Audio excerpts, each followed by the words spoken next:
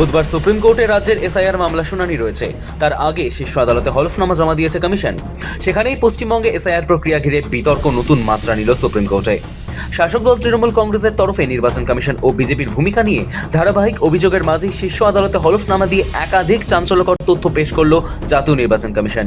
শীর্ষ আদালতে হলফনামায় কমিশন জানিয়েছে, বীরভূমের নানুর এলাকার নথি খতিয়ে দেখে দেখা গিয়েছে সেখানে ৩৮৯ জন ভোটারের বাবার নামই এক। কমিশনের প্রশ্ন, একজন মানুষের পক্ষে এত সংখ্যক সন্তানের বাবা হওয়া কি আদৌ সম্ভব? এই তথ্যকে তারা লজিক্যাল ডিসক্রিপেন্সি বা যুক্তিগত অসঙ্গতির উদাহরণ হিসেবে তুলে ধরেছেন। কমিশনের দাবি, রাজ্যের বিভিন্ন জেলায় ভোটার তালিকার যাচাই করতে গিয়ে এমনই তথ্য সামনে এসেছে যা স্বাভাবিক যুক্তির সঙ্গে খাপ খায় না। শুধু বীরভূম নয়, একই ধরনের চিত্র মিলেছে রাজ্যের আরও একাধিক জেলায়। কমিশনের বক্তব্য অনুযায়ী মুর্শিদাবাদে ১৯৯ জন ভোটারের বাবার নাম এক পাওয়া গিয়েছে। দার্জিলিং জেলায় এই সংখ্যা ১৫২। জলপাইগুড়ির নাগরাকাটায় একই অভিভাবকের নামে নথিভুক্ত হয়েছেন ১২০ জন ভোটার। আবার শিল্পাঞ্চল আসানসোলে এমন ১৭০ জন ভোটারের তথ্য সামনে এসেছে যাদের অভিভাবকের নাম অভিন্ন। কমিশনের মতে এই ধরনের তথ্য ভোটার তালিকার নির্ভরযোগ্যতা নিয়ে গুরুতর প্রশ্ন তোলে। বুধবার সুপ্রিম কোর্টে রাজ্যের এসআইআর মামলা শুনানি রয়েছে। তার আগে শীর্ষ আদালতে হলফনামা জমা দেয় কমিশন। কেন রাজ্যের বিশাল সংখ্যক ভোটারকে শুনানির জন্য ডেকে পাঠানো হয়েছে তার ব্যাখ্যা দিয়েছে তারা।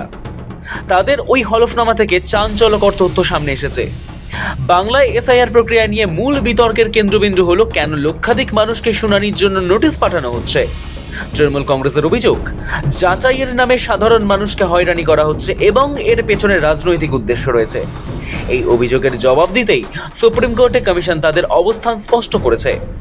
হলফনামায় বলা হয়েছে, এমন অস্বাভাবিক ও অসঙ্গত তথ্য সামনে আসার কারণেই ব্যাপক সংখ্যায় নোটিশ জারি করা হচ্ছে, যাতে প্রতিটি ক্ষেত্র আলাদা করে যাচাই করা যায়। কমিশনের যুক্তি, ভোটার তালিকা সংশোধনের ক্ষেত্রে সামান্য অসঙ্গতিও উপেক্ষা করা যায় না। একই অভিভাবকের নামে বিপুল সংখ্যক ভোটার থাকা মানে তথ্য ভ্রান্তি, নয়তো জাল নথির সম্ভাবনা। দুই ক্ষেত্রেই তা গণতান্ত্রিক প্রক্রিয়ার জন্য উদ্বেগজনক। সেই কারণেই এসআইআর প্রক্রিয়াকে কঠোরভাবে প্রয়োগ করা হচ্ছে বলে দাবি করেছে কমিশন। তবে কমিশনের এই ব্যাখ্যা কতটা গ্রহণযোগ্য তা নিয়েই এখন নজর শীর্ষ আদালতের দিকে। পশ্চিমবঙ্গে এসআইআর পরিস্থিতি নিয়ে সুপ্রিম কোর্টে মামলা করেছেন মুখ্যমন্ত্রী তথা তৃণমূল সুপ্রিমো মমতা বন্দ্যোপাধ্যায়। গত সপ্তাহে ওই মামলাটি করেছেন তিনি। তার আগে তৃণমূলের পক্ষ থেকে মামলা করেছিলেন সাংসদ ডেরেক ওব্রায়েন এবং দোলা সেন। বুধবার প্রধান বিচারপতি সূর্যকান্ত এবং বিচারপতি জয়মাল্য বাগচির বেঞ্চে শুনানি রয়েছে। সব মিলিয়ে একদিকে এসআইআর এর নামে হেনস্থার অভিযোগ, অন্যদিকে কমিশনের পেশ করা অস্বাভাবিক পরিসংখ্যান। এই দুইয়ের ভারসাম্য বিচার করে সুপ্রিম কোর্ট কি পর্যবেক্ষণ দেয় এবং শেষ পর্যন্ত কি নির্দেশ আসে, সেটাই এখন রাজনৈতিক মহলের কৌতূহলের কেন্দ্রবিন্দু। ব্যুরো রিপোর্ট, সময়, কলকাতা।